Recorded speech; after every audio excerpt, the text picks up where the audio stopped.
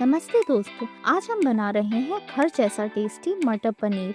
सबसे पहले पैन गरम करें और आधा टेबलस्पून घी डालें। अब इसमें एक तेज पत्ता, एक दालचीनी स्टिक, 10 काजू, एक छोटी चम्मच अदरक और 2 साबुत हरी मिर्च डालें। साथ ही 5 से 6 कटे हुए टमाटर डालकर अच्छे से मिक्स करें। लिड लगाकर इसे कुक होने दें।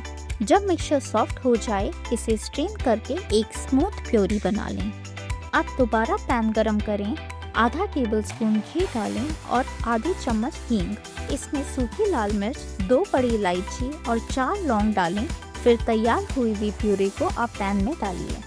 अब इसे अच्छे से मिक्स करें और 1 चम्मच नमक के साथ 2 टेबलस्पून मटर पनीर मसाला डाल दें। फिर इसमें उबले हुए मटर और पनीर डालकर जेंटली मिक्स करें। ग्रेवी को अच्छे से मिक्स करके लिड लगा दें और थोड़ी देर पकने दें। लो जी, गर्मा गर्म मटर पनीर रेडी है। इसे रोटी या चावल के साथ सर्व करें और इसका मजा लें।